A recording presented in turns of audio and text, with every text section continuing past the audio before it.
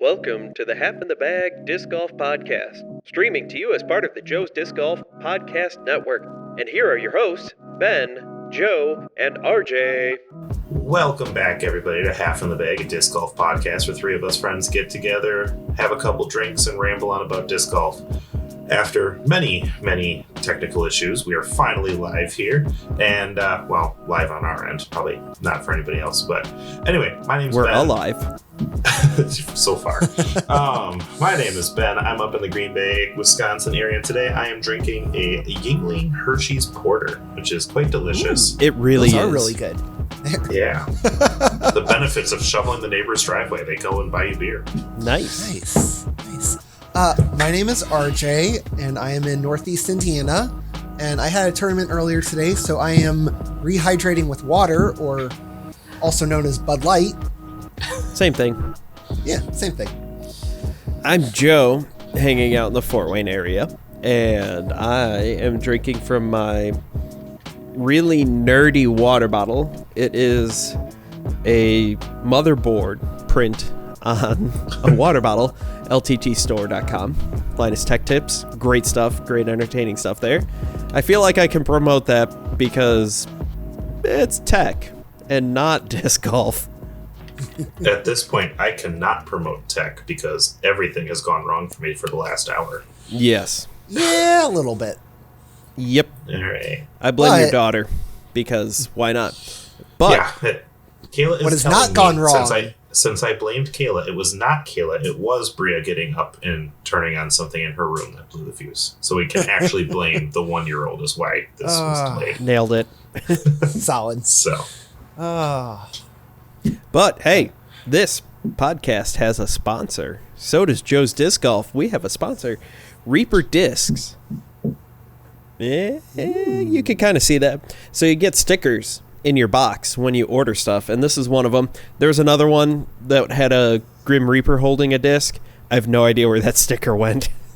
The cat probably has it somewhere. I'm not even joking because it's shiny and cats. But So really, the cat had it. probably. I ordered 2 discs as like a mystery shopper thing to see how the experience was, and it was pretty easy, pretty awesome. You got to pick whatever disc you wanted. They had pictures of everything, weights, and then it had the color of the stamp and the color of the disc, and you could pick whatever. So really comprehensive. They have Discraft, Discmania. I'm gonna have to go to basically there. everybody. They had Thought Space. They had some Legacy. Yep. I'm blanking. Here we go. They added Axiom, the Discmania, Discraft, Divergent Discs, Dynamic Discs, Elevation, Innova, Castoplast, Latitude 64, Legacy, Mint Discs, MVP, Prodigy, ThoughtSpace Athletics, and Westside Discs. So they got a ton. They've got the Halo stuff. They've got they're currently doing a pop-up that just came here while I'm on their website. They're doing a giveaway for a Meta Tilt. If it's the one in the picture, it's really cool. It's dark blue with a gold stamp. They've got it sorted by like Halo plastic, Tour Series disc. You get to see everything. It's really cool stuff. Shipping was really fast. They have flat rate shipping, $4.95 anywhere in the U.S. I believe. I'm assuming definitely continental U.S., Alaska, Hawaii. Anywhere you in know the how US. it goes. You guys, I'm sorry, but they have everything with pictures and all that. Their prices are good. It's what you'd expect from any online retailer. So if you guys are in the market looking for discs, I'd highly recommend go checking that out and let them know that Joe's Disc Golf sent you. And yeah, check it out. They got a whole bunch of cool stuff. Yeah, One other quick thing. When you first check out talked their about apparel. this, we all. Oh, sorry. What was that, RJ? I said one other quick thing. Check out their apparel. They got some really neat stuff.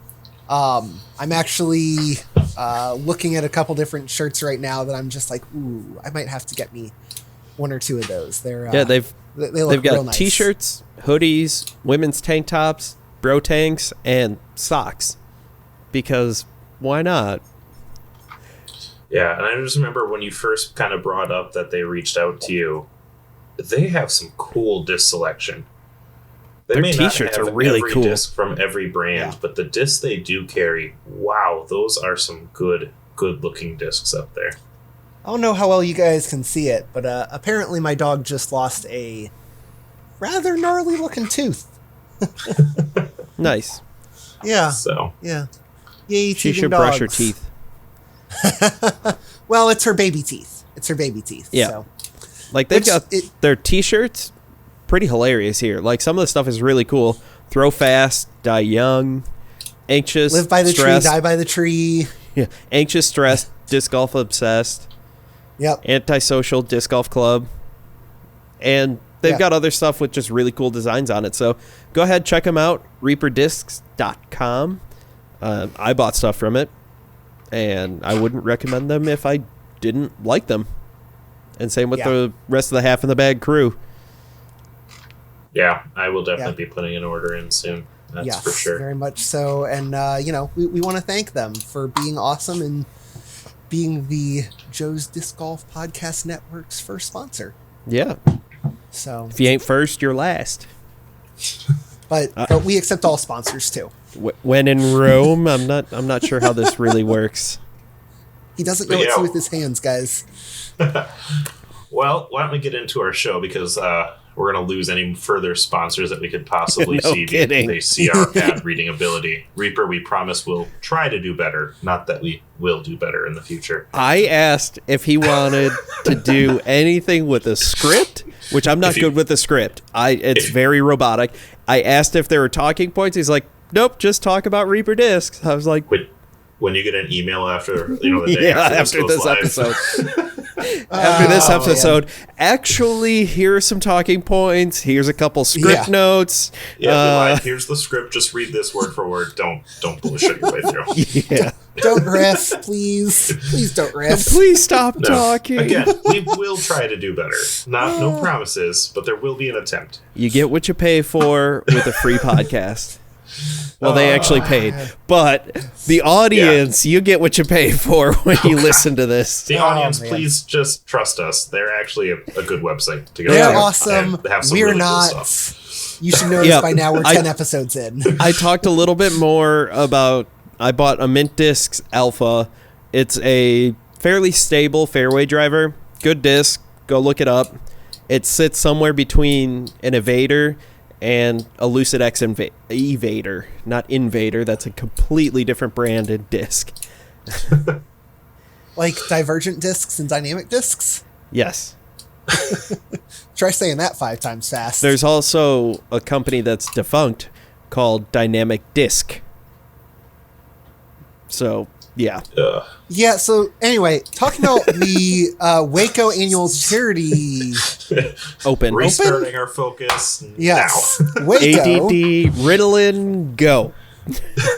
WACO at WACO. Yes. Yeah. So Wacky do we Waco. want to go ahead and get into that? We might as well. Otherwise, Oh, we'll man. never get to it. Correct. So, for those of you that have not watched your coverage, have not, seen results yet, go ahead and do that now. This is your spoiler warning. If you haven't watched it by now. I mean, this You're comes probably out not on gonna watch Tuesday. it. Yeah. Yeah, that's fair. But All right. Well, start with the men or the women. Up to you guys.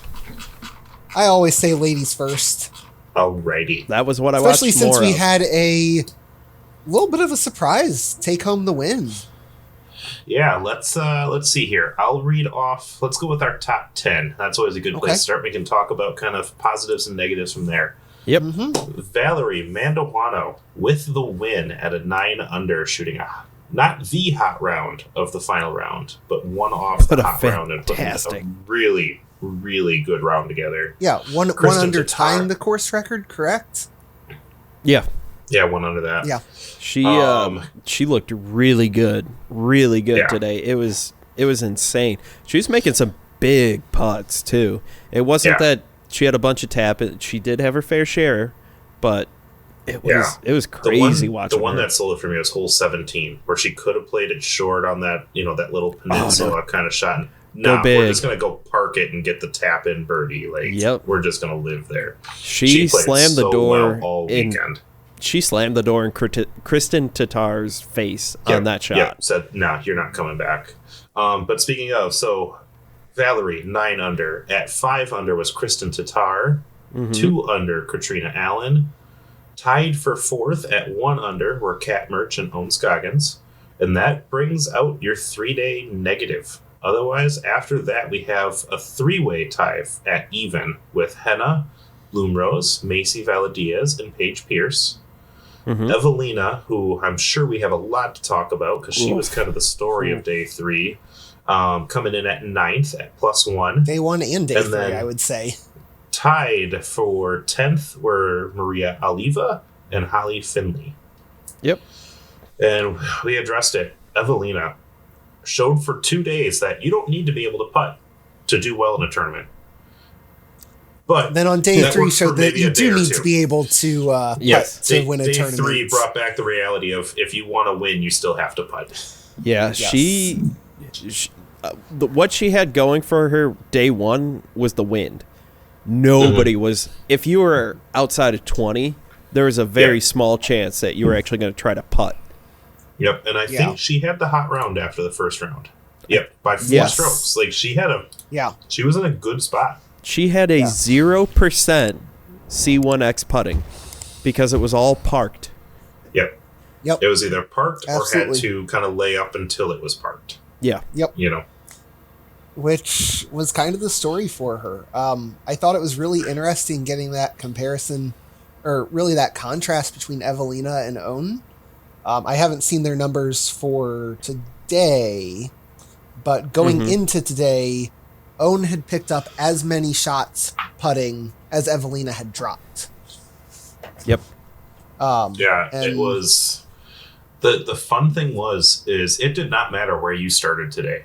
The movement on this final day was so much fun to kind of watch and follow. I know we were kind of messaging each other throughout. It was just all up and down and up and down. It was kind of fun to watch. So here's a fun little Allen stat. Jumped up 14 spots. Here's a fun little stat here. Dropped 8. Just Evelina from the top 10. Lost 14 strokes to the field throughout the whole tournament. Actually, technically, officially, it was 13.99.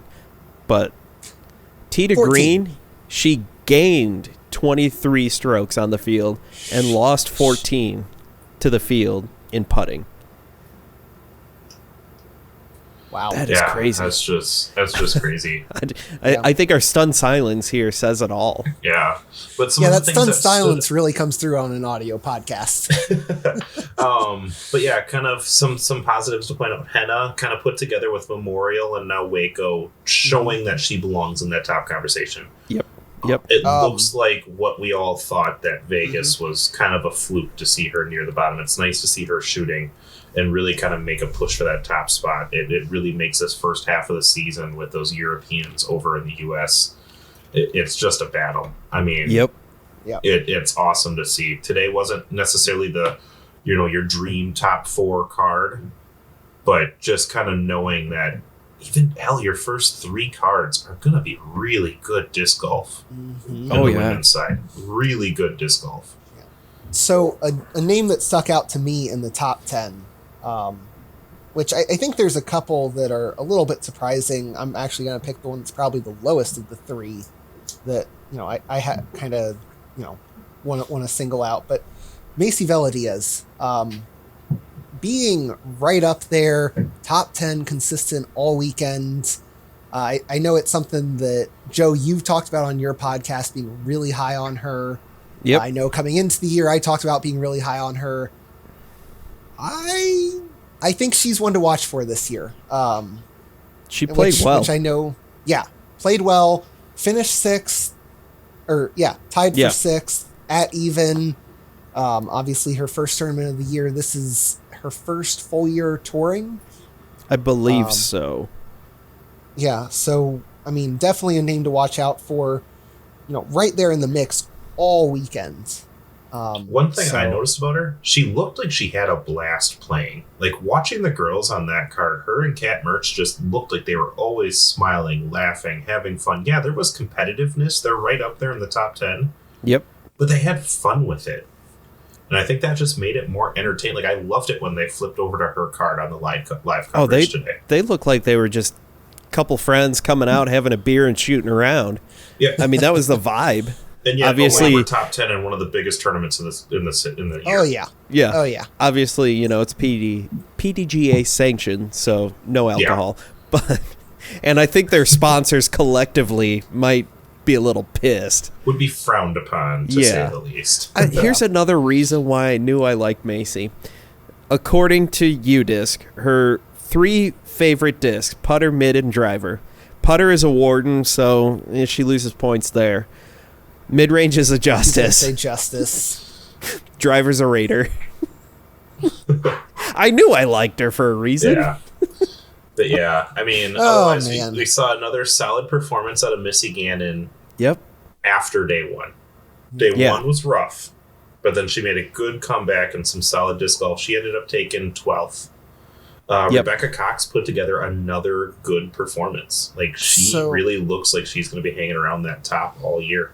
Yeah. Holland Handley, I talked a lot about her after Vegas. She ended up finished 17th. She dropped 8 spots today. She had a rough day. It was going into this round, she was doing really well. She was, I need to look it up here really quick. +3 going into this round. Yeah, she was +3. She was doing really well. I mean, with how everybody shot, that was still in the mix. She could have easily stayed in top 10. Yeah. But then she shot a +5 today. She struggled with the OB. The wind was just as bad as the first round, but coming from the exact opposite direction. So it's just... So you guys mentioned some standouts in a positive way. I got one on the opposite side. I think you and I have the same name highlighted right now. Is it somebody that's tied for 33rd? Yes, sir. With 3 names? Elaine King. And a +21. Yeah, that's... I was really hoping for big things from Kona. Yep, it's hard. It's a tough course. It is. There's a lot of OB, and it's easy to rack up scores quick, and that wind did not help. But +21 when your leaders are at 10 under, you're not even in the mix of things, and that's not a couple bad holes.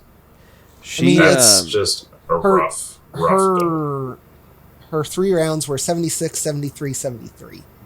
So, I mean, pretty consistent all the way through there. Yeah, you can't really say it was the win because it was almost calm for round 2. Yeah, she shot the same score for 2 and 3. Bad. Day 3 was okay. Yeah. It was a little more calm, but it was rough. And I think she had an earlier tee time, so it was calmer for her, but still, round 2 was basically dead still. Can we chalk this up to this being a really technical course and her still trying to figure out that bag? Or potentially, I mean, we have to hope, because even with her bad finishes last year, she was never quite that low. At least it didn't seem like it. Maybe she was here and there. Yeah. But it just, I don't know if we just had the hype on her, really all wanting her to be top 10, but she's just not showing it so far. And I think some of it's got to be learning the new bag. And some of it has nerves. To be the pressure of knowing she's one of the top paid women right now. Yeah. I'm sure that pressure isn't helping anything. She wants to go out there and just be the best. And I didn't watch her play. I mean, they didn't have a whole lot of coverage on her card. So maybe she was trying to get aggressive, trying to get back into it, and just got out of bounds a few times. And maybe that kind of carried the card the wrong way, just getting aggressive at the wrong times. It'll be curious to watch her slowly, hopefully, climb back up and kind of get confidence and get stronger, because I enjoyed watching her a lot last year. And I really like her social media platform. I think she does a good job, and I think she's good for the sport. I really want to see her play better. She only had 5 OB strokes total in the round, where there are a handful of players who had that in 2 holes. round? Or sorry, for the whole tournament. Okay. She had 5 OB strokes. And So I was wrong. I think it was not always taking the aggressive line then. in the woods, it could have been sometimes rough. it can be, though. You get one buried of the in things, those woods and you're in trouble. One of the things that she probably had pressure with was she dominated last year at this tournament. This was her only Pro Tour win.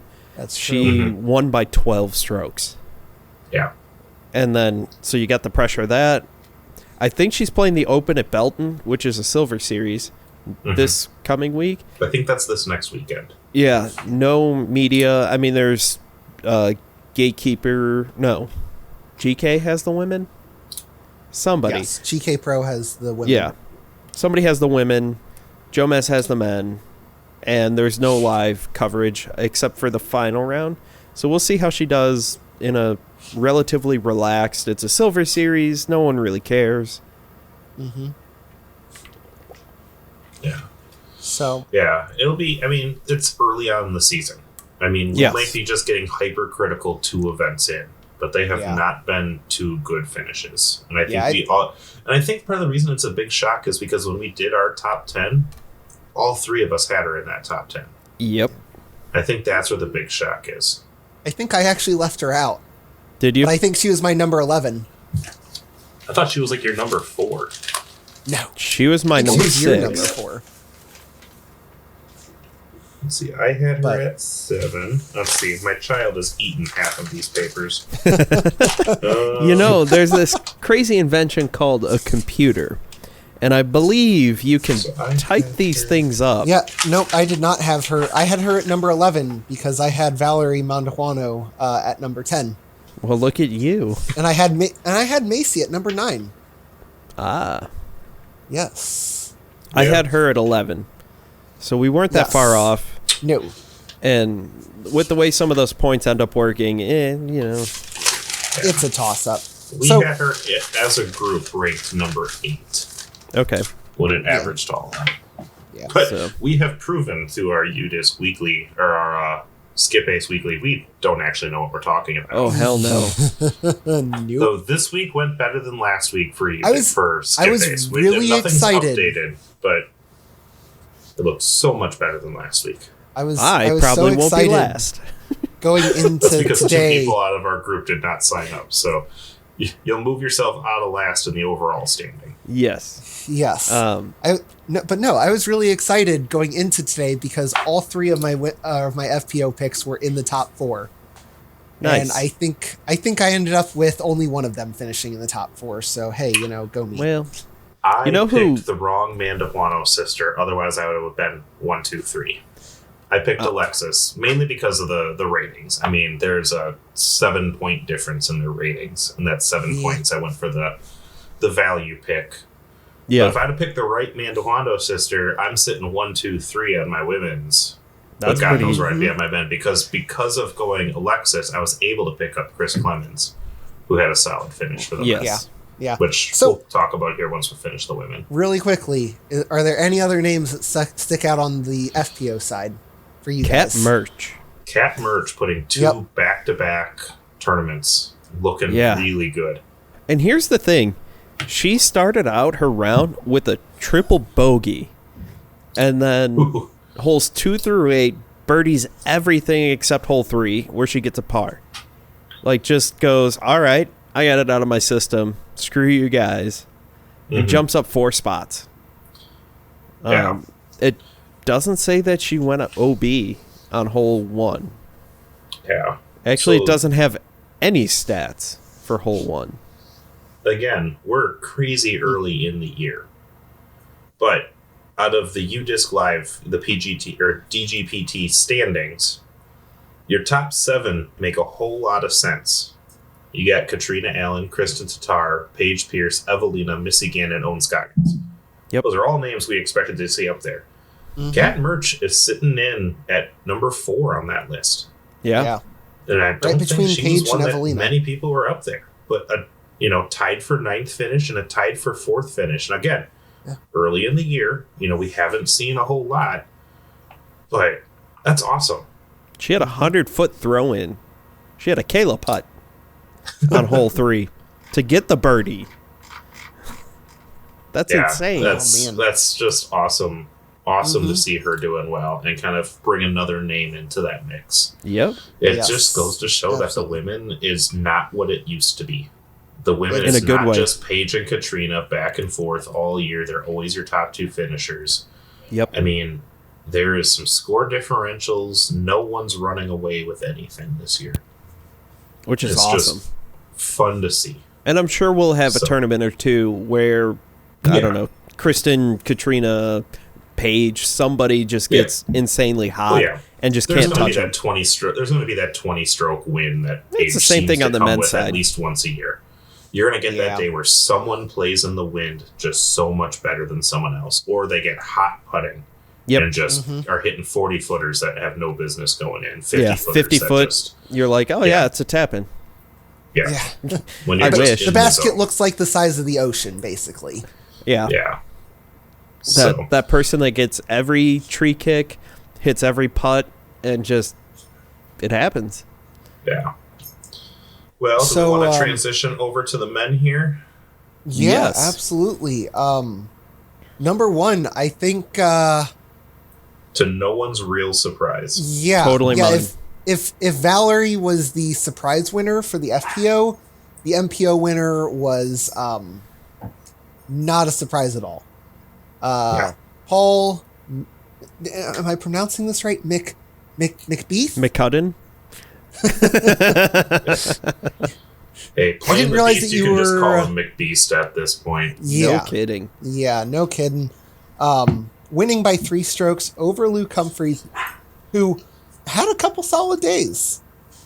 He came into this round sitting at second, and finished it sitting at second. So, didn't lose anything, put the pressure on, but still... Very consistent play, round 1 and round 2. 55 both days. Yeah. And those are 2 good scores. Yeah. I mean, And Macbeth round was 55-54. Round 1, 55, in the cold, in the rain, in the wind. That's impressive. Yeah. For Paul, too, and anyone else who shot around that. Yeah, I mean, it's good to see Luke Humphreys up there, a name that we haven't heard from. I saw a post by Eulabari kind of sending a congratulations to kind of over his direction. It's fun to see kind of, we had a list of 10. We talked that could easily be a list of 20. Humphreys is kind of pushing that to there could be 30, 40 people really, truly competing for top finishes in men. It's not a small race. So let's go through our top 10. Obviously bring up the top 10 here. Yep, obviously we said McBeast and Luke Humphreys finished 1-2. Chris Clemens and Joel Freeman finished tied for 3rd. Yep. Thomas Gilbert, Aaron Gossage, Cale LaVisca, Isaac Robinson, Chris Dickerson all finished tied for 5th. Then Alex Russell and Nico LaCastro finished tied for 10th. Yep. And Thomas Gilbert jumping 26 spots today. Was it that much? Yeah. He had a hot round. Did he have the hot round? No, he didn't. 53 the hot round? Cole Redolin jumped 49 spots with the hot round of an 11 today. down. Yes. Wow. And it's not like today was good playing conditions. No. But Gilbert and Kyle Klein both had minus 10. 53s. To sit right under that. If you're shooting a minus 10 at the Beast, you're having a good day. Oh, yeah. Yeah.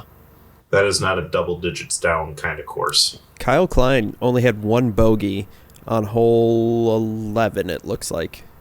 Yeah. That's crazy. But yeah, I mean, out of that top 10, there's a couple names in there you weren't necessarily expecting. I mean, Chris Clemens putting together, I think that's his best Tour Series finish at number 3, if I'm not mistaken. You'd have to probably go to Statmando. His Tour Series best at 4 last week and 2 this week. Yeah. I mean, Gossage, I think they were talking that 7th was his best finish coming into today. Caleb Esser turning it around from missing the cut to a top finish. Yeah. I mean, there's Chris Dickerson doing Chris Dickerson things. Doing well in the woods. Dickerson was doing very well up until a triple Hole bogey 17. on 17 Yeah. killed him. Because he tried to catch Paul, which you don't blame him. You're in second place. Yep. You got a chance for first. You got to make that run. Yep. And that course and those last 3 holes can punish you if you get aggressive. Mm-hmm. Yep. 16, 17, and 18. Because 16 looks nice and open, but if you want to get aggressive, you play that OB line.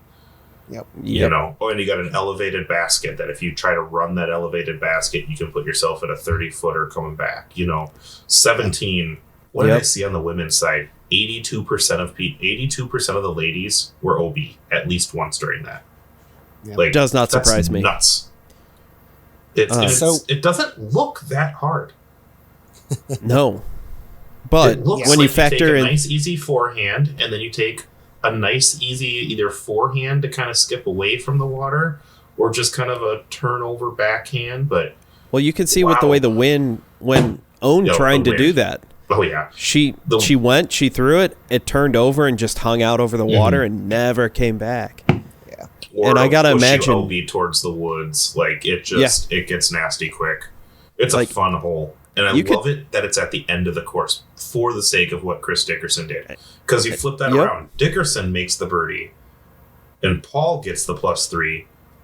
You're in a race to the finish. Yep. You know, I love to kind of have that equalizer. And then 18 is just a gamble. Do you go over that water in one? The girls, not so much. You know, that's a long drive, especially with that wind. But even for the guy, I mean, that's a long drive for the men to control that because you have OB long. So it's not like you can just rip it. Yeah, rip it. Who cares? You know, circle to putt. Circle to putt on 18 long is in the water, I think, or really close to it. Yeah, I mean, you look at Chris Dickerson, and you could tell he's a woods golfer because in the woods, he goes out of the 8-9 holes in the woods, he takes 7 birdies in the woods. So you could tell he was comfortable there. Not that he did bad out in the open, but that's his thing. Yeah. So, obviously, we talked a little bit about the top 10 and a couple surprise names there. Were there other surprise names that you guys wanted to highlight? I mean, not necessarily a surprise, but Joel Freeman in his first kind of real tournament at 3 shows where he can go this season. I mean, because he didn't play Las Vegas. I know not because a name he was on I'm my super yearly, familiar and I with needed either. him. Yeah. But, I mean, he looked really good. I think Thomas Gilbert, again, with another top finish and another kind of late push, shows that when he needs to turn it on, he can. He can do it, yeah. Those were kind of some fun names to see there. Simon Lizotte finishing tied for 60 was just sad. There were a couple of bigger names really towards the bottom. But you got to remember, this is his first big tournament. He even said he had 0 expectations after having his kid. Yeah. I mean... No, I mean, Joe, totally Joe get it with Simon. I can't imagine at this point in his fatherhood that he even has a semi-normal sleep schedule, much less traveling to a tournament. Who knows where he was at in a mental state that direction. And honestly, it's early on. Even just being away from your kid for the day. Yeah. At this point is still odd. You got to imagine that his kid, I think it's a boy. I think someone said it's a boy. Either way, you got to imagine that his kid was on his mind for a fair amount of this tournament. Yeah. I mean, his kid's a couple months old tops? I mean, outside of how do I approach 17, you know? Do I go over an 18? You know, there's moments, but I'm sure that walk in between. That's how that walk. Yeah. Yeah. He doubled 17 and tripled 18, so that's how he played those holes. Not well. Maybe you should focus on the kid more. It worked well. So, I mean, him... I mean, it's good to see him back. I think that's what we're all mostly excited about there. But like I said, a couple of really lower finishes than I think we would have expected. Adam Hams tied for 77th.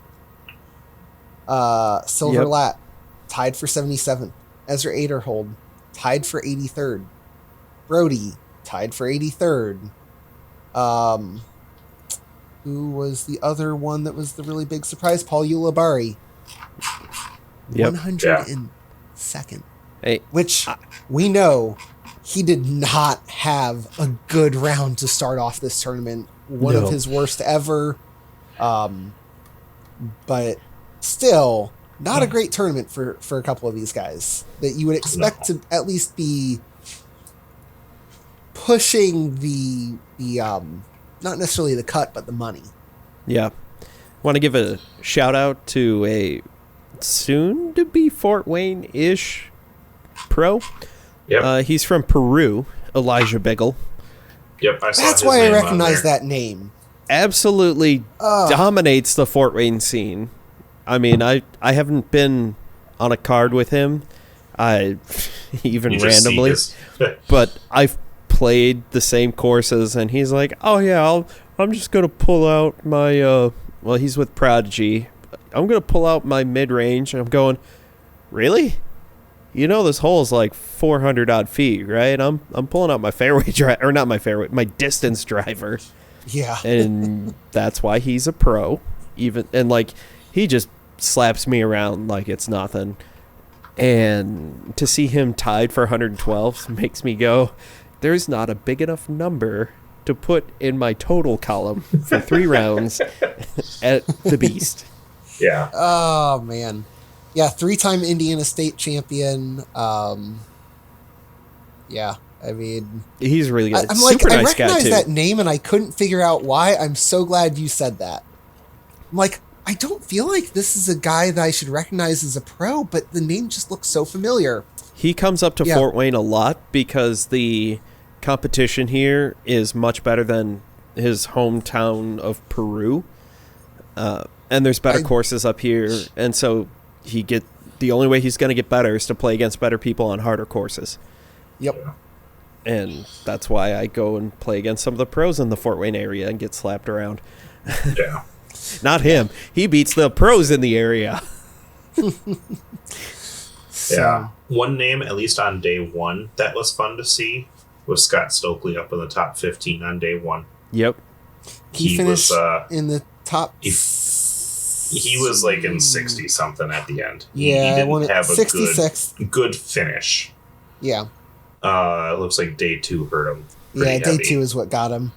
Yeah. But, you know, it's fun to see him. I love his social media help before, during, after.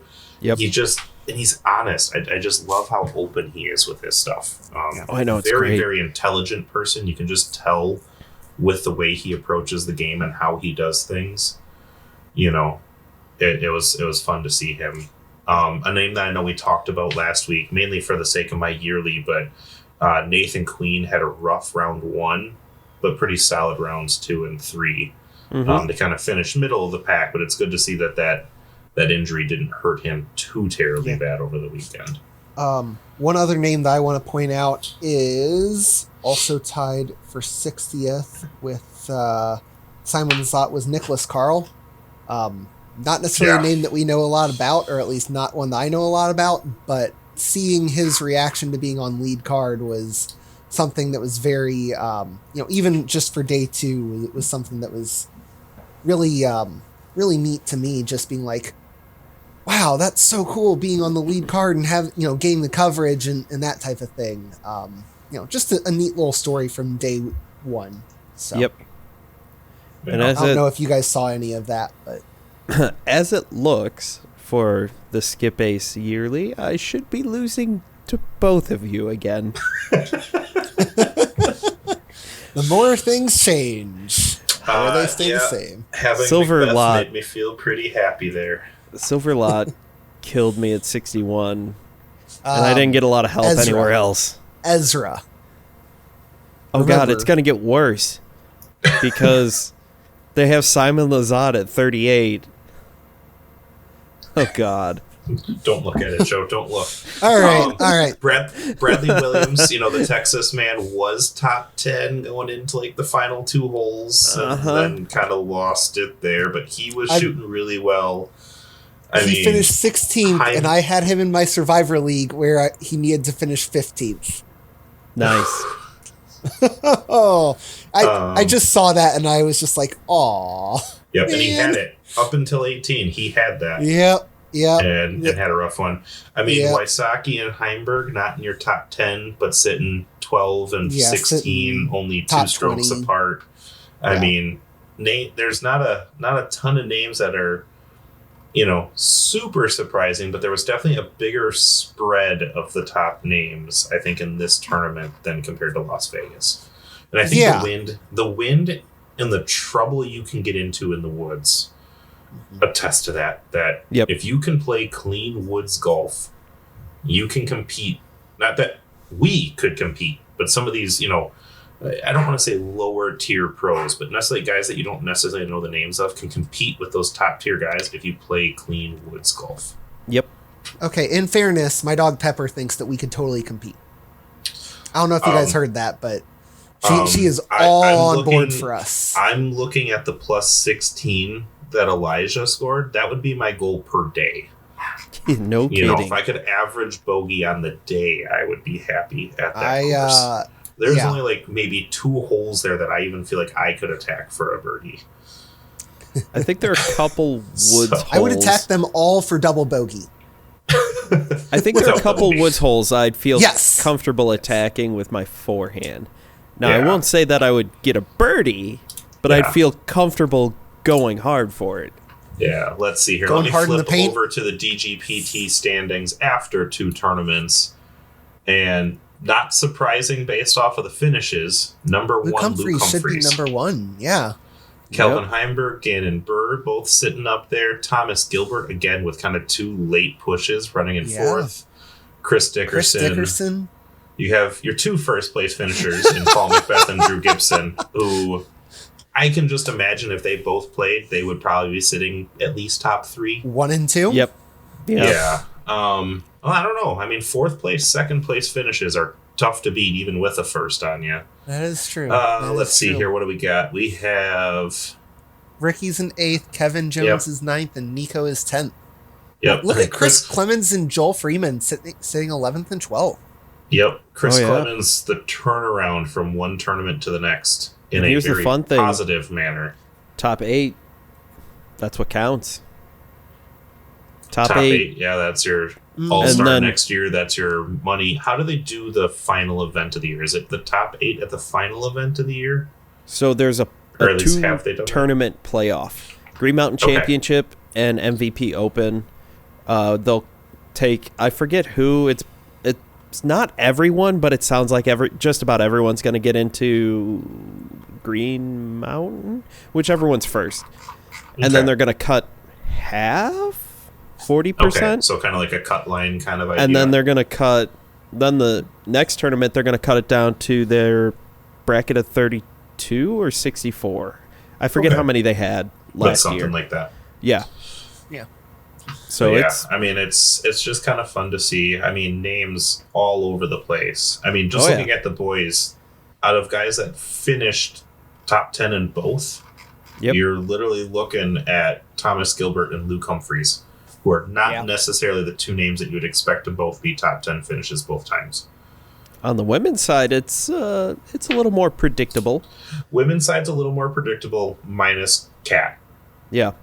Katrina Allen I shouldn't say won. Minus. I mean, she is a name that if we were to go over our top 20, I think we all would have had her in our top 20. Oh, you're talking about Kat Merch. Kat Merch. Sorry. Did you have too many cats? In your solo podcast, I think you went 20 through 10. Did you have Kat Merch in there? I think so. I don't have that list in front of me. I mean, she's had some solid finishes. Maybe not to the level that we're seeing, but she's definitely had some top finishes. So because they call Katrina Allen Kat all the time. I was like, why are you discounting Katrina Allen? We didn't think she was going to do well at all. Yeah, so Katrina Allen is the one. The bag switch just totally. Yeah. Katrina Allen 1, Kristen Tatar 2, Paige Pierce 3, Kat Merch 4, Evelina Salonen 5th, which is rough after today.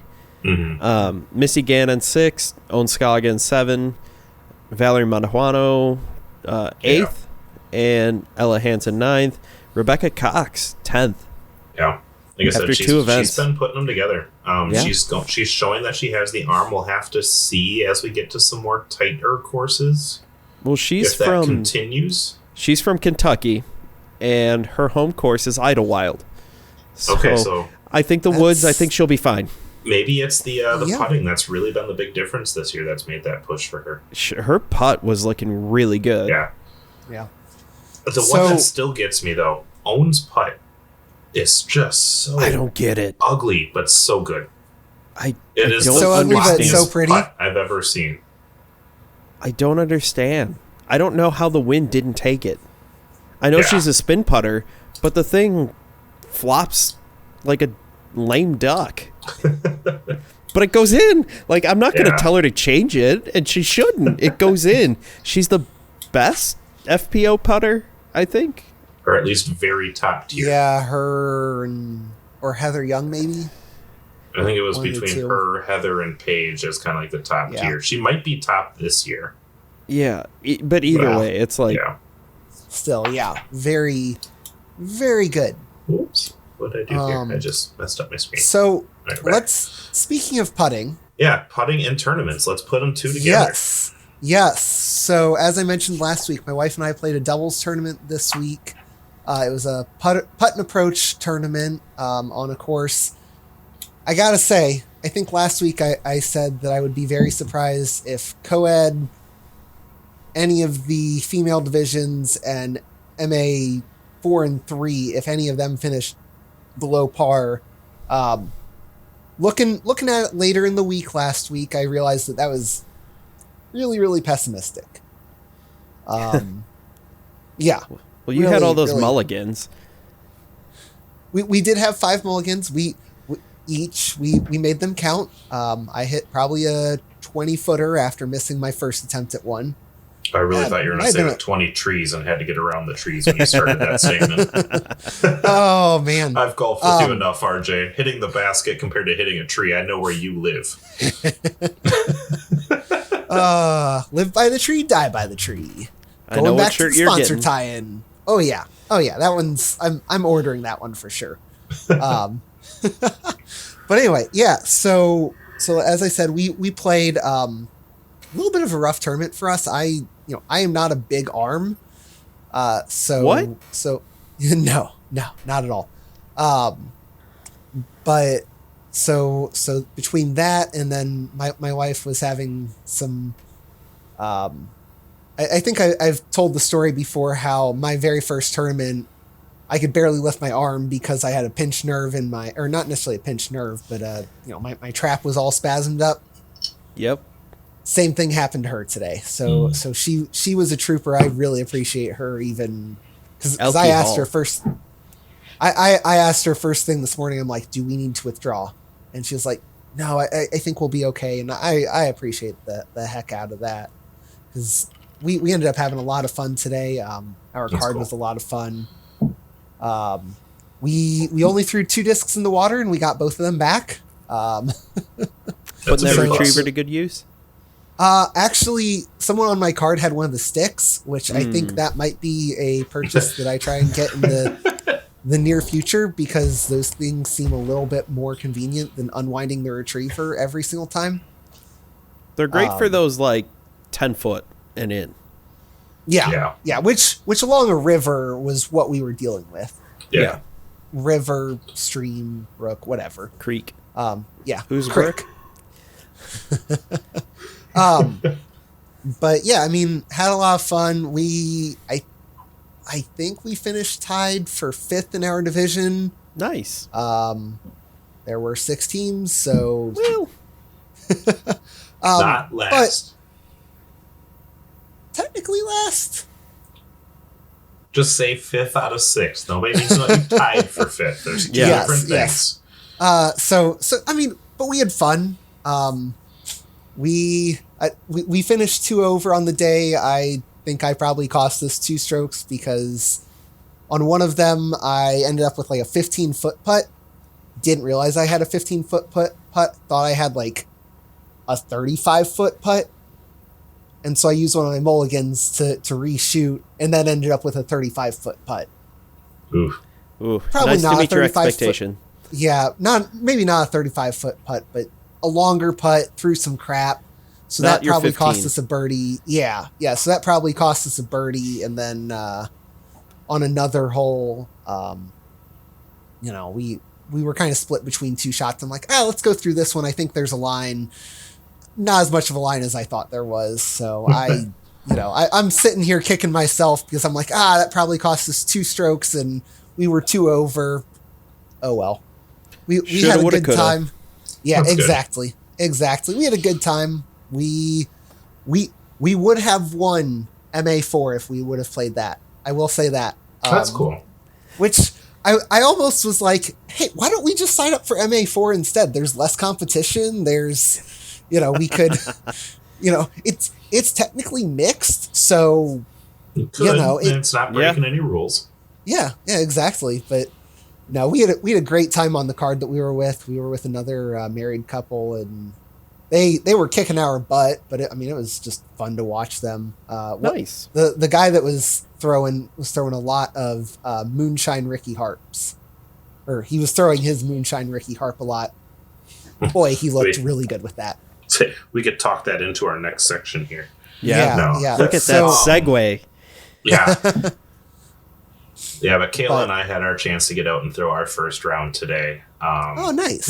We saw that the weather was going to be nicer. It wasn't as nice as what the weathermen predicted over the weekend. It definitely snowed like 2 inches last night, and so there was a fresh coat of snow on the ground. But it turns out I suck at putting. And I realized why I'm sucking at putting is I was letting my putter get too nose up. And by being nose up on my putting, it was just inconsistent. I was catching, It wasn't catching. I started angling the nose down on my last couple holes and was at least hitting basket and hitting center. So now that I got a little bit of practice, we should be good. But wow, my angle control was not good today. Yeah. We are first round of the year for sure. And then some differences in my bag. I moved some stuff around to kind of where I was struggling last year to what I'm hoping will be the answer this year, but wasn't the quick answer today. But yeah. So go ahead. Well, I was going to ask, Joe, did you get out at all this weekend?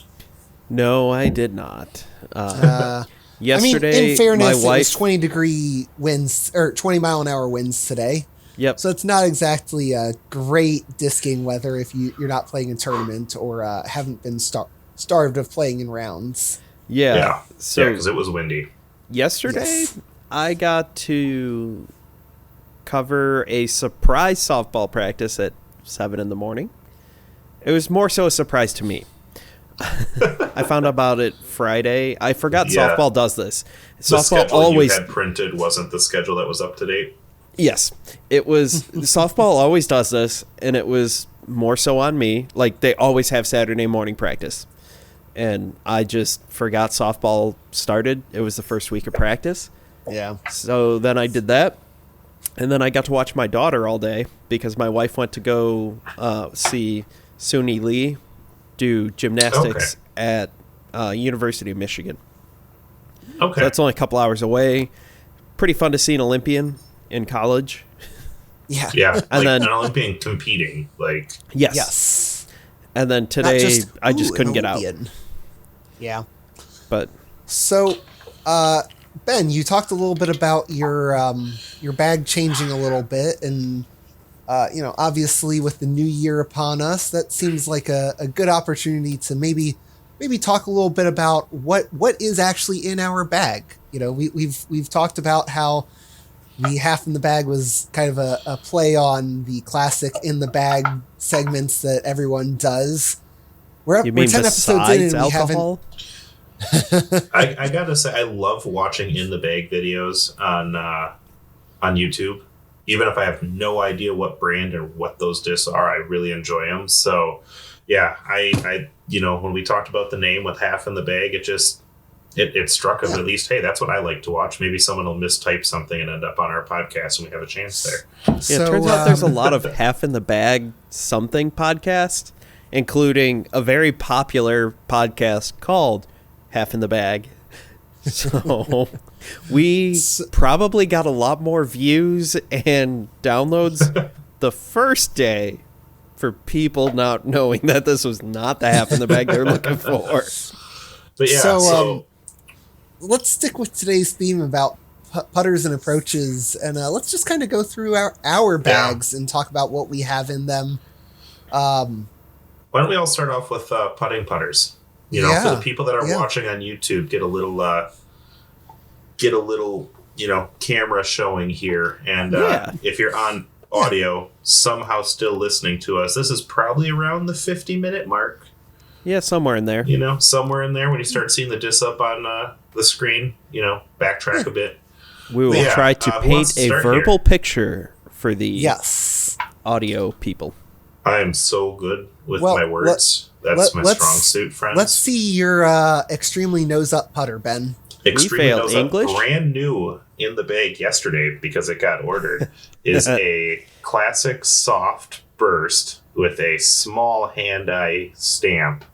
EMAC Judge. I got a pair of them. One's a little more swirly than the other. They're very pretty. They literally came in the mail yesterday. I only have 2 gashes on them at this point. Both, of course, from the chains, I'm sure. Oh, yeah. But yeah, Kayla got herself a new bag for her birthday. And to get the free shipping, I mean, you gotta spend a little bit. Buy myself some new toys also. Yeah. So obviously. that was my new purchase. So RJ, what are you putting with? Well, you said that your putting putter only had a gash or 2 in it. Mine is the very first putter that I ever used is a classic soft regular Judge. Nice blue putter. A little bit of a sparkly stamp on it. Just the classic Judge stamp. This is the very first putter I have. I don't know how well it comes through on the camera, but there are quite a few little dings, dents, gashes. If you look at it sideways, you can see that it's a little bit convex there.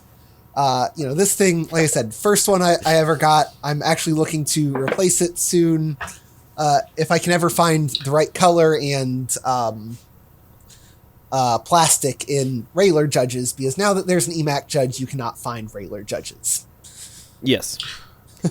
And I would be willing to make a trade down the road with you, because we'll talk about it when we get into our approach, because I also have a extremely beat to shit soft Judge that I would love a backup for. So I've got my beautiful green and purpley pinky regular Judge, classic soft.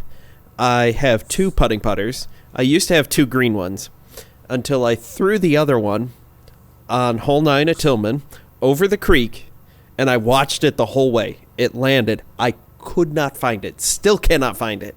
And because it's my putting putter, I don't have it inked. So my other putting putter is a red classic soft Judge. And the reason I have 2 is if I feel like I can't make it. Well, if I feel like, I missed a lot with the green one, I'm just going to go with the red one now. To be fair, the reason I have 2 is so that they kind of beat in at the same rate, and I just don't chew up 1 in a season. So I alternate between the 2 so I don't chew up 1. That's the reason I putt with 2. But realistically, it comes down to the same thing, Joe. Oh, yeah. My 1, I missed 3 in a row. We're going to switch things up. And when they were both green, I couldn't even tell you. Be like, I missed with... Because I bought them at the same time. They had the same colored, purpley, weird stamp. They're green. Had the same wear. I could not tell you which was which. And so, I will say, I'm probably going to introduce a new putting putter into my bag. I just got this today. It is another blue Judge. This one is not classic soft. This one is closer to classic blend, I think it is. Has the nice little stamp from today's Putter Partner Palooza tournament that I did. I did not throw it in my bag today. I figured everyone and their brother was going to have this disc and hadn't thrown it. I'm like, I don't feel comfortable, but I like a little bit stiffer plastic in the wind. That way you don't have quite the same wobble as a classic soft. But I'm hoping to introduce this one into my bag too as my second putting putter. So awesome. And that'll be nice too to kind of have a soft and a little bit more stiff. The soft for closer, the stiff when you have to put a little more oomph into it. it works out pretty well. Speaking of a little bit more oomph, my I have a throwing putter that I use that is also a judge. It's a nice little. I just picked this one up this week. I had just a white judge before, but this is an American flag Dymax judge. It is pretty. I almost bought that one. Pretty. It is very pretty, and it is very pretty when it is flying.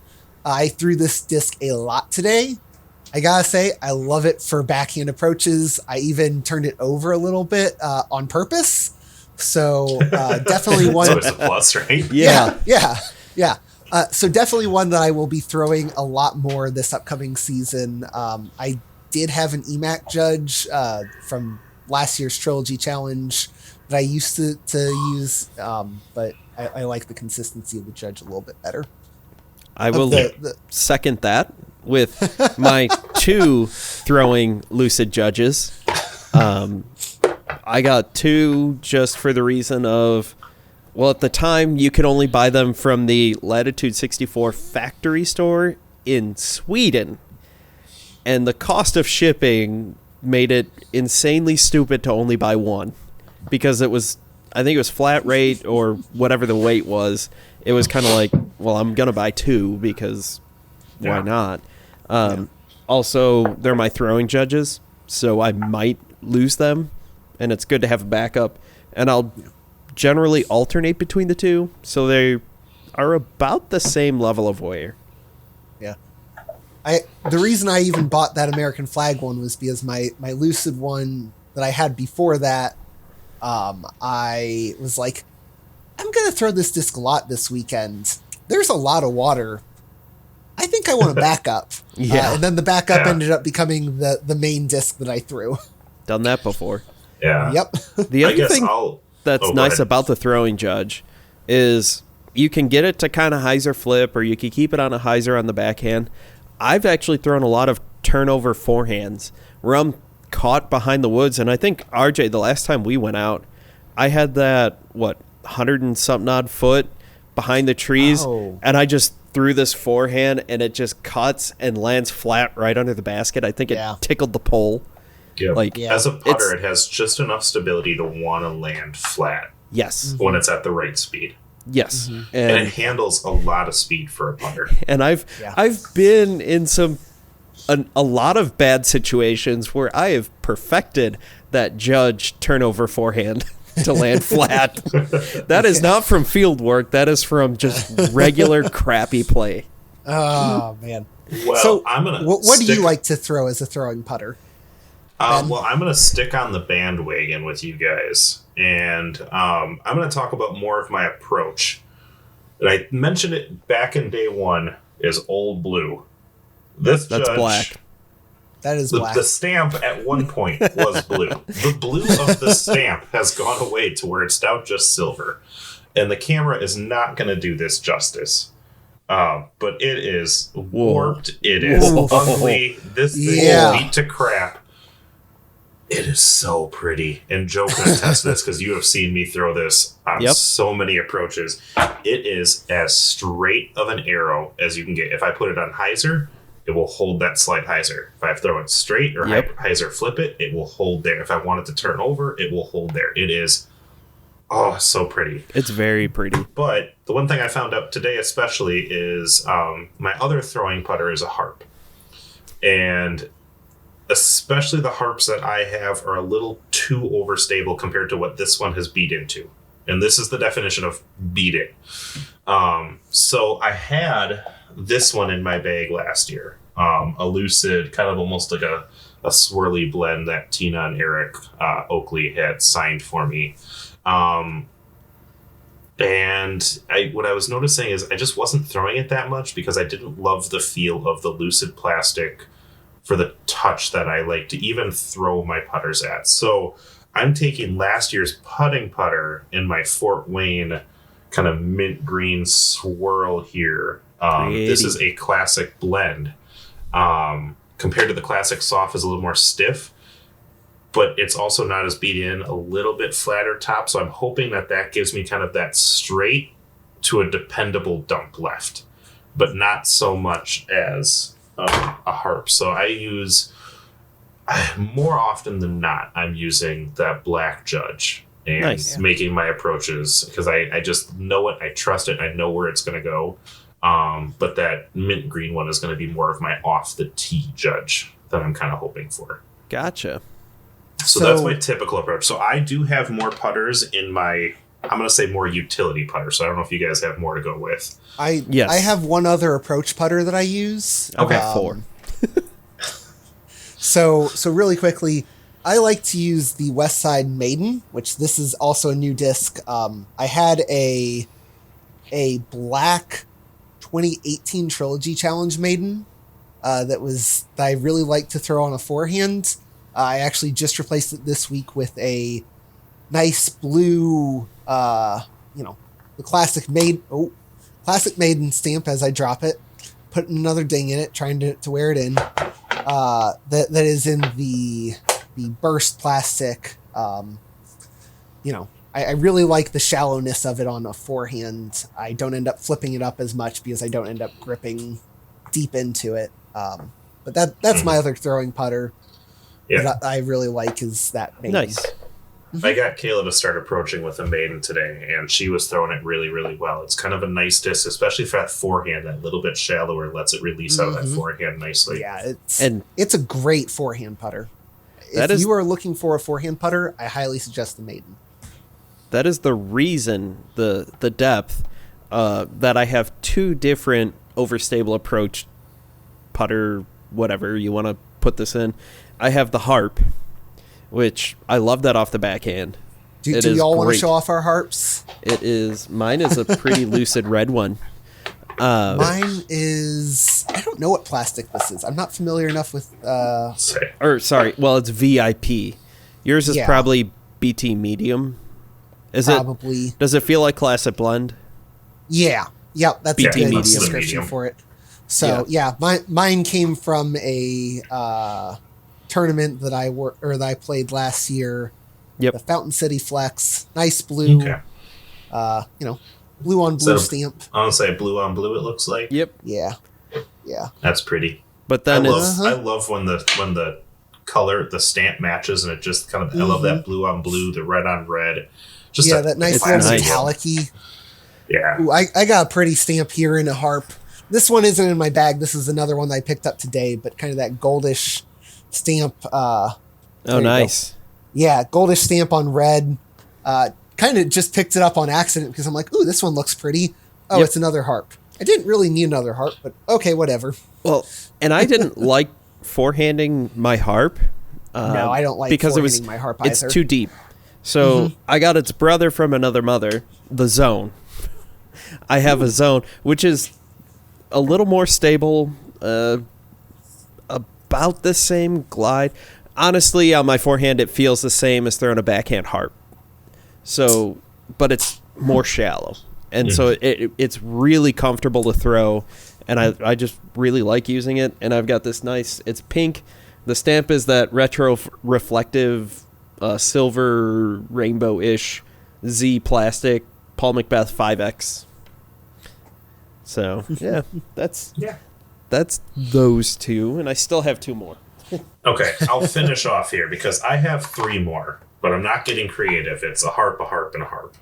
Gotcha. But one might even argue that you're harping on that disc. Yeah. The one I had last year is a purple metal flake chameleon plastic it's so special pretty, but stamp. That is pretty. So pretty. So damn hard to find. Until it sits in dark colored mud, and it's very, very difficult to find. But it is. Does anyone else think that harp almost looks like camera angle, but she is flat. Yes. Very, very stable. It works. It's almost too stable for what I want for an approach. I'm not one that likes to skip my putters in. Yeah. I like them to kind of pan out and land softly, and that's not what that harp does. That harp either angles in hard or skips over. So I gotta get used to it a little bit more. I also have the Ricky Glow harp. Pretty. That just got added. Today was my first time throwing it. Those 2 are almost identical. I have to play with it a little bit more, figure out if they're both going to stay, keep one as a backup, because that is a lot of times if I'm near water or if there's water near the hole, I want to keep that approach, and that's the kind of disc I'm going to throw. But I do, on my approach, more often than not, throw the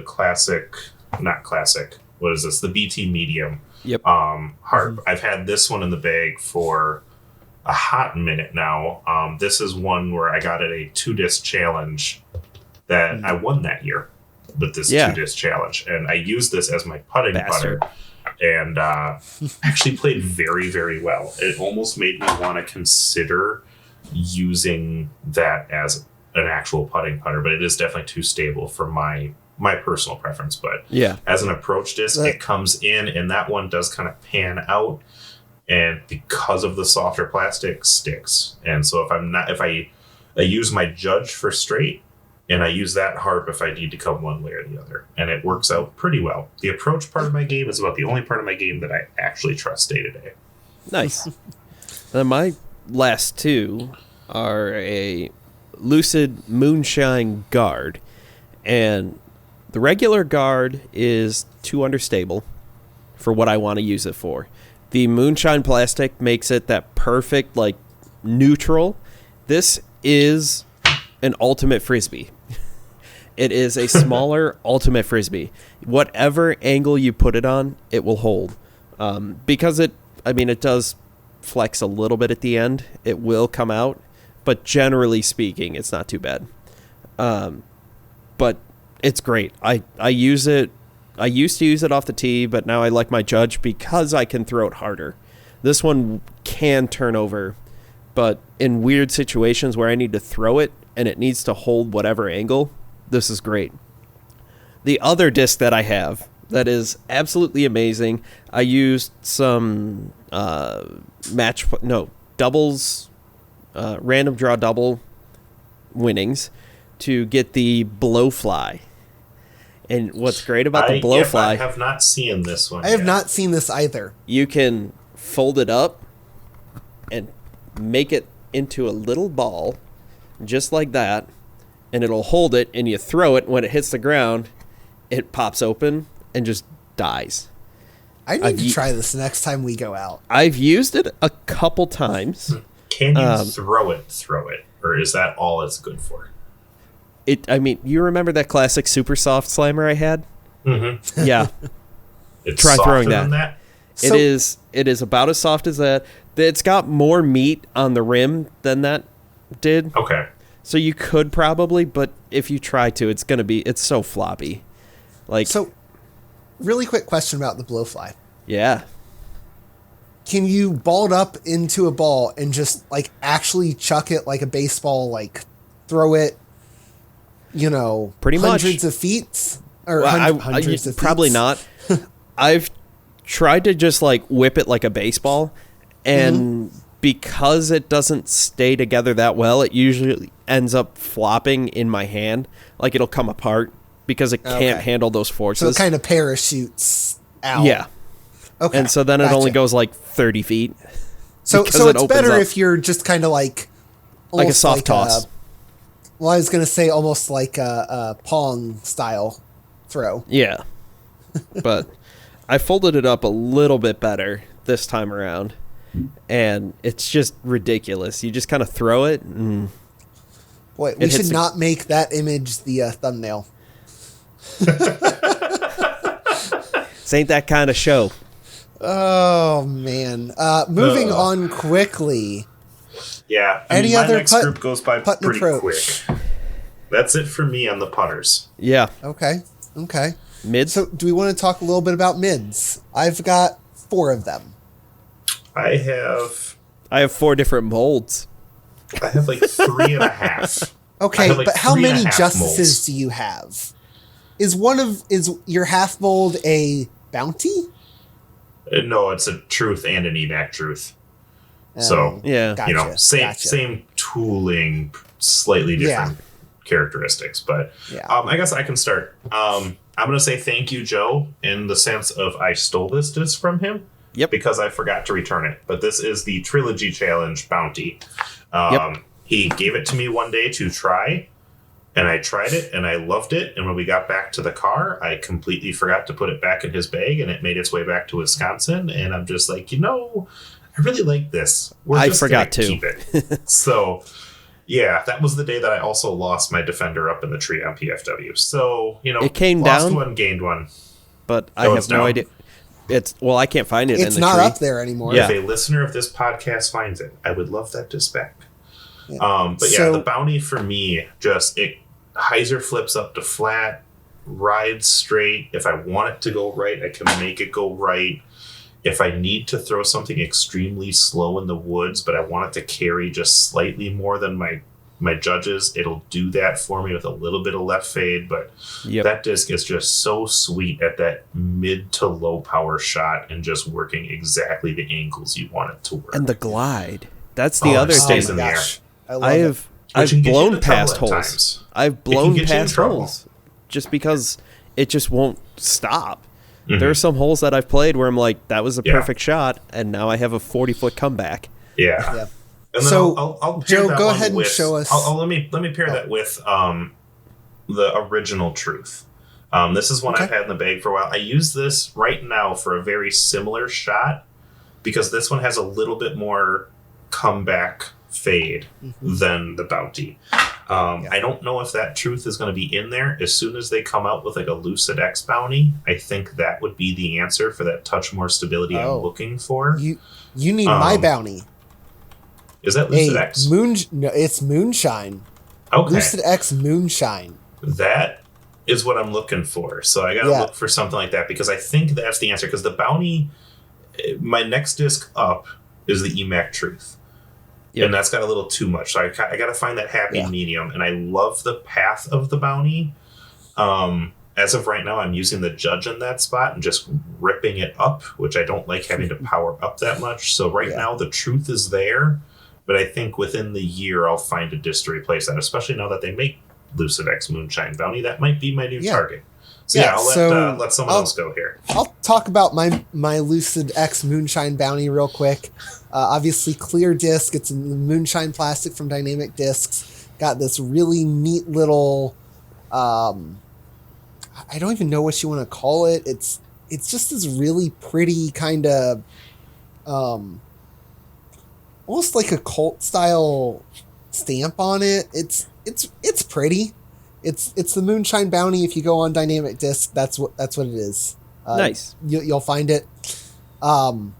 Big fan of it. I like it for those pretty straight approaches. It does have a little bit more of that right fade than I was necessarily looking for. But it's also stable enough that it's not just going to turn and burn like another disc that I have. I'll go ahead and mention it real quick. I know which one you're talking about. Oh, yes. The 2018 Trilogy Challenge Mid-Range, which was the Patrol. This disc is out of production already for the reasons that Joe is laughing, because this thing will turn and burn like no other. If you do not, I usually let it go on about a 30 to 45 degree angle of Heiser and still get it to flip up. Yep. I do not have a big arm. Understable. Yes, very understable. I think it was, if I remember correctly, it was like the most understable disc that you could get. It's basically the exact opposite of the Triple X. Yes. No, the Triple X isn't. You mean the Tilt? The Tilt. Yeah, the Tilt is the most stable. Yes. Yeah. I remember throwing the Patrol at the Trilogy Challenge, and it flipped over, and I tried to throw it on more Heiser and more Heiser. Eventually, I threw it on 90 degrees of Heiser, and it flipped up, flipped over, and almost turned into a roller. Yeah, I think I really like the Patrol. Warm up and then put it away. I did not click with me. I did not throw that disc. Yeah. And nobody did, because it was out of production by 2020. Yeah. I mean, it's so understable. I totally get it. For my arm speed and my ability, it's a really nice understable disc. I'll use it, in the woods. I do not trust it on a backhand. But on Yeah. a forehand, I feel comfortable enough controlling it that most of the time I feel pretty comfortable with it. And in fact, especially if you're willing to power down. Yes. Yes. Because you have to power down. And Yes. that's how I feel throwing my bounty. I'll get this to hyzer flip. There's one hole at PFW.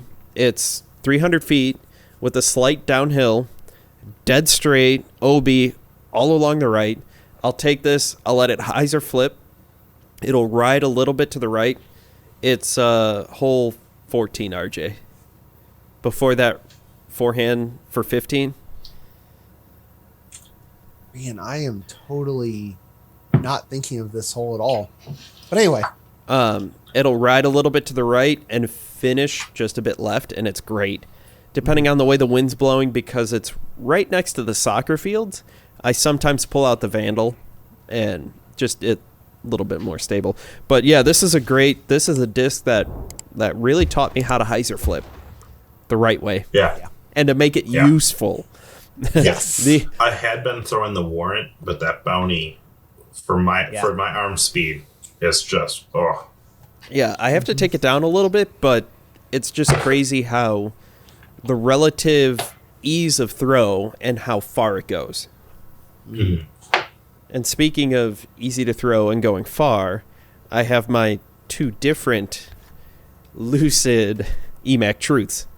All right, everyone get out your EMAC Truth. Yep. I was gonna say My these orange are my one. prettiest though. My orange one is 167 grams, so it's a little less stable, and my yellow one here is 177 or 176 grams, and it is. This disc is money, except on my forehand. I got this one from Joe, actually. I bought this one off of him. It's 175 grams. Nice, kind of pale yellow. I love this thing for forehand approaches that are a little bit longer than the Harp, because of the glide. And this is my go-to disc for backhand approaches. Anytime that I'm, just trying to skip something right up to the basket. It is a great disc. It's an awesome disc. There's a reason why I jokingly said, okay, everyone grab them out, because we all carry them for a reason. That's what I carry. For me, I have this pretty little tie-dyed one. Ooh, that is pretty. That I bought. This is probably one of the first ones that I went out and bought from Dynamic Discs. We had the 2-disc challenge that I fell in love with the plastic instantly. I mean, that first day, I'm like, this is what I'm throwing. And that was the first one I went and bought. And if I had to play a 1-disc round, that's the disc. Joe's, you guys have both played with me enough. I mean, that disc is coming out at least 10 times in a round. I love that thing. I can put it on all different angles. It's got enough stability that I can trust it. Just everything, forehand, backhand. My next two are both brand new to the bag, almost brand new to the bag. Those are both pretty, though. Joe was with me with the Chameleon one because I lost a disc that day. Yep. Went to go replace it. Ended up buying a disc that I didn't need at the time, and that's when I got this one. It is so pretty. I wish the camera could do the Chameleon justice, because this is one of the prettiest discs in my bag, even though it doesn't look like anything. That one is actually beating in a little bit nicer than I thought it was going to. Even though it's Lucid X, it's kind of making that, if I need to throw into a headwind with a similar shot as that last one, it works the same way. And then my one that is much beefier than I thought. This was a Christmas gift. The Fusion just X. The clean Fusion X EMAC. I love the stamp on this one. Just so clean, so simple. Mm-hmm. But it was his Team Series from 21. And this thing is a beefcake. I don't know if the heartbeat's going to come through on the microphone or not. But it was just clean, good amount. It's not, super overstable, but it's enough that it's going to go left. That one's not thinking about turning over on me at all. I love that disc. But yeah, that brings me to my last one, which is a utility. So I don't know if that's all I've the got point one we're more. at. Joe doesn't think utility. I've got on the one last more. One. I've got one more mold left.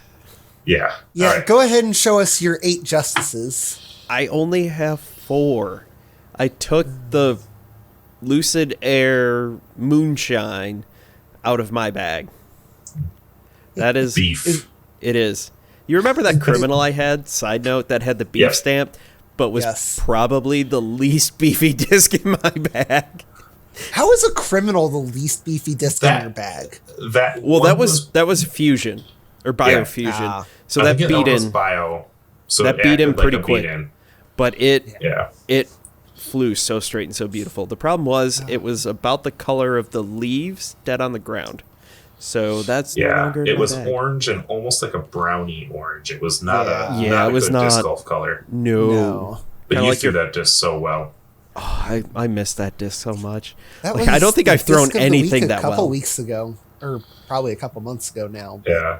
RJ, do you have a not stupid overstable mid before we get into the stupid overstable correct. mids? Correct, All right, I do. We'll let you talk first. I Yeah. have the 2021 Trilogy Challenge mid-range, the Warship. It's a nice little blue-green color. I like that It's disc. got kind of a blue-green stamp. So a lot of people have said it's very similar to the EMAC Truth. For Yep. me, it's a little bit less stable. So I can turn it over more than the EMAC Truth, and it finishes a little bit straighter. It's kind of the perfect in between of my EMAC Truth and my Bounty. I used to carry a just regular Lucid X Chameleon Truth. No. Something stupid overstable Railer Truth. And this has replaced it because it just, it's a nice straight flying mid-range that does have a little bit of fade. I'm not going to totally turn it over. I'm not going to have to worry about it in the wind like my Patrol or my Bounty. But just a nice little, straight flying mid-range disc, and it's pretty.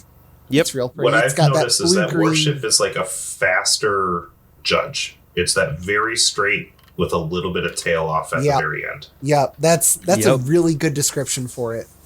Yep. Yep. So let's talk about the stupid overstable discs that are in your guys' bags. Yeah. I don't know what And you're in talking Joe's about. case, For 99% of people, we call them utility because that's all you get out of them. Joe calls it the workhorse. Because that does utilize all of the work out a of his utility disc, okay? You use a utility disc. yeah. Let's Since you have let the Ben biggest talk range, about this. you can go ahead and start because mine has Okay, no yeah. range to it. So this is my least stable Justice. It is a pink sparkle one. I can get it if I throw it flat. I can probably throw it 225, 250. If I put it on some Heiser or Anheuser and I don't turn it over, yes, you can turn over a Justice. I turned over a heart today. I was really impressed. You can turn over a Justice. Well, here's the problem. I used to have a different pink one that was beat into perfection. It was an overstable EMAC Truth, and it is still in the water at the seminary at that course because the hole was 270 feet, and I threw it 260. You threw it 265. It was, it was close. Yeah, I mean, but we couldn't get it. The angle of it was just wrong. If it wasn't 20 degrees outside, I would have walked into the freezing. water to get it. It was freezing. It was brutal. So this one I can get out to like 275, 280. That's my pretty one. I can Here's get my 200. super pretty one. My Kona stamp Chameleon Lucid X, which is not my most stable, believe it or not. Even though it's Chameleon and Lucid X, it's got a nice dome to it. This one I think I can max out at 250. I have to put a lot of Anheuser on it to get it out there, though. Getting crazy stupid overstable are my two red Lucid Justices that are Wait. flat. They're Weren't puddle top. already. One of you them aren't- is a puddle top, and it is beyond stable. Like we're approaching tilt level stable, but in a mid-range form. It is one disc that I absolutely love using. I don't use these as much just because of how stable they are, but there are 2 holes at Tillman that I just take this out. One of them is like 200 feet, but it's a hard right the whole time, and I just pitch out a little forehand and call it a day. I think it's hole 15 or 16 over the ravine. I think Ben knows roughly which one. Where C position shares 18 C position. Mm-hmm. But those are my 4 justices. As I mentioned before, I did take out the Lucid Air Moonshine justices. Despite them being 150 and 160 grams, they were just as stable as my other justices, and it didn't make sense to hold on to them. I might have to talk to you about those because I thought I let you throw one. Some Lucid Air, huh? I thought I let you throw the one. You did. I still don't know how I feel about them. I felt like I was just throwing a brick. Sorry, you can't be as awesome as me. That's the utility. You got a bird for me. You said brick. I thought bird. Justice for. I want a similar shot to my harp, but I need it further left. Yep. That's pretty much when I pull it out. I'm not throwing this. To me, the Justice is essentially a putter because that's all the further I can throw it. In fact, I'm throwing most of my putters significantly further, but when I need it to go left, it goes left.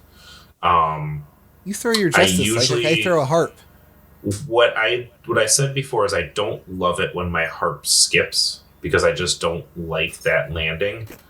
I'm throwing the Justice with the intention of getting a skip on it. I usually try to throw them low. I don't like giving this one too much air, otherwise it just comes into the ground straight up and down, and I don't get any left movement out of it. So I'm usually trying to keep these low, curl it around a big old tree, get a little bit of a skip left where I don't necessarily want the air under a flare skip that I would get from like a driver. For me, it's utility. It comes out for sure not every round. There's no hole in which, yep, that's the disc I'm grabbing for this hole. For me, it's, oh crap, I'm in a bad spot. That was not a good kick. I'm 30 feet into the woods more than I want to be, and there's a Mando I still have to get around, so I need to go get there and get back in the fairway.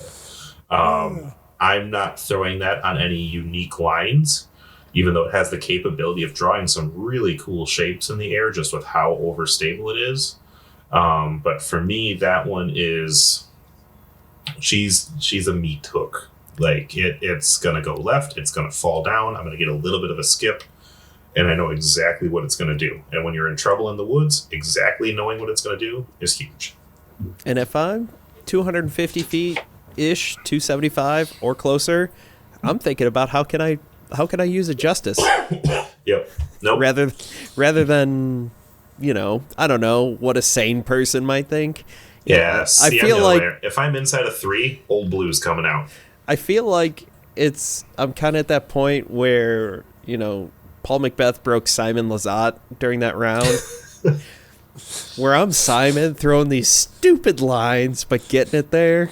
And then you guys are like, but if you just throw this right up the middle, nice and easy, it'll be there. But what's the fun? What was it our last round together where I threw a hole just, with my bounty, just a nice little forehand bounty shot right up the gut. And you were just like, oh, that gives me an idea. Oh, what hole was that? Because it was like you threw a 6, different maybe? line. Yeah, 6 maybe. Because there's that forehand line I hadn't seen because there's a tree that fell. That's what it was. Yeah. There was a tree that fell during one of the storms we had over the winter, opening a forehand line. Yeah, I will say, a forehand little flick with my patrol is the closest I've come to acing a hole, and I've done it multiple times on the same hole. Nice. I don't know if I'm ever going to get it, or whether I'm just going to keep banging it off the basket, off the band, off the guardian trees in front of it, out of bounds, whatever. Yeah, that finishes up my putt approach and kind of mids. I think that finishes it up for you guys. Same RJ? here. All right. Nope, I'm all out. Unless you want to get into my fairway drivers, but I think that's a different episode. That would be against brand to do a full in the bag. We're only good for half in the bag, so we'll have to bring the other half in at some other point here. Very but I much. think that actually brings it to a pretty good stopping point here. I'd say so. Yeah. So if you want to follow us on Twitter, go ahead and do your social media stuff. So what you're saying is if you want to follow us on Twitter, you can follow us at halfinthebagdg. Make sure that you're submitting your listener questions so that you can give us something to talk about. Otherwise, we'll just keep on talking about our in the bags, and at least for the other half. Then we're going to run out of stuff. Well, I'm sure that Joe could do a whole episode on how great the Justice is. Only one? That reminds me of the Eric Oakley Felon commercial thing they did for April Fools a couple years ago. This is my putting felon. This is my approach felon. That's me and a Justice. What you sound like sometimes. The sad thing is, it's not a joke when it comes to Joe. And to a certain extent, Oakley, he throws the felon a ton. Well, he even has. He has a special run. He has a special run with Infinite of felons. Yeah. That I was really tempted by. But yeah. So as I said, follow us at halfinthebagdg on Twitter. We do not have an Instagram yet. That'll be a summer project. If you're listening to this in 10 episodes, we probably still won't, but we'll get there one day. Probably not. I also have 4 felons. Yeah, I was going to say, just wait till next week's episode. Sorry, 5. I have a backup. I have 2.5 escapes. But anyway, yeah. We're going back to the Reaper commercial here. We're just all over hell and back. No kidding. So, really quickly, if you have cool discs after seeing all of our cool discs or not so cool discs, feel free to submit them for our disc of the week. Woo! And we'll be happy to tag you and post about it because, as Sounds cool good. discs as we have, or as cool of discs as we have, we would love to share some other people's. Joe, that is a tilt. You're an episode or two too far ahead. I know. Yeah. I paid way too much for it. All right. And by Joe, anyway. Where can we find more information about your podcast? Well, you could listen to Joe's Disc Golf podcast. You can find that wherever you find your podcast. You can go to anchor.fm/Joe's Disc Golf, submit a question there verbally. You do have to make an account, but they are owned by Spotify, so I think you could just use your Spotify account. You can free. Also Most go to importantly, joesdiscgolf.com and check out all the fun articles there. We have an email there that you can email contact@joesdiscgolf.com. There's also merch that our lovely Vanna White is showing off. The Joe's Disc Golf. Ben. No, we don't need to see that. We don't need to see the bottom half. He's not wearing pants. Is it all pants or is it just like shorts and he's got the boxers on? Yeah. We have pants on. They don't match a damn thing, but we have pants on. How many holes are in the pants, Ben? That's why we're not standing up. But we talked a little bit before this, but you said the shirt was comfy. It really is. Yeah, it's not the softest cotton I've ever seen in the world, but that's okay. I don't always love that because it gets staticky. This one's got a nice, decent mount, but it's also, I got worried when I bought the big logo. The big logo on it that would be stiff, but it actually moves really well. I wore it for my round today, and honestly, it didn't feel like a big logo shirt. Nice. It's actually really comfortable. I'll let you know next week how it washes and comes out of the wash because we haven't done that yet. This is literally brand new out of the bag that came in yesterday in the mail. So inside out, cold. That's how you need to wash it. So we'll see. But yeah, it's very comfortable. That may or may not happen. Gotta love it. Yep. Went very well with the coffee mug. I'll have to see if I can come up with a new piece of merch every episode just for fun. So, Yeah, just start buying a whole bunch of crap. Which, speaking of merch, make sure that you check out our awesome sponsor, ReaperDiscs.com. Yeah. Which I'm sure Discgolf.com we'll /merch. put in the description. Yes.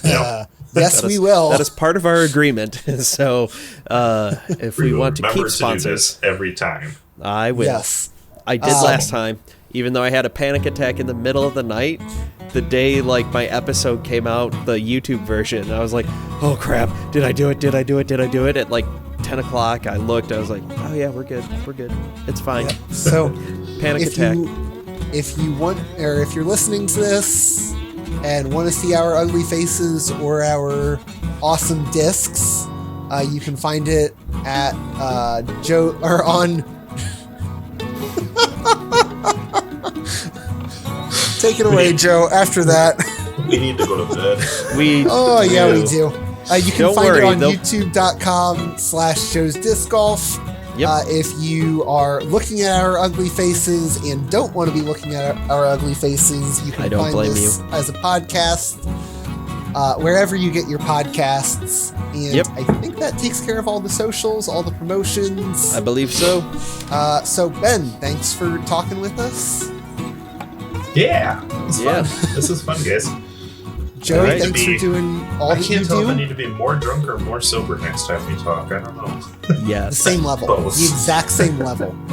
God, we're all Listeners, over the thanks for place. listening. Viewers, thanks for watching. And, We're always sorry. enjoy your rounds. Bye. Later.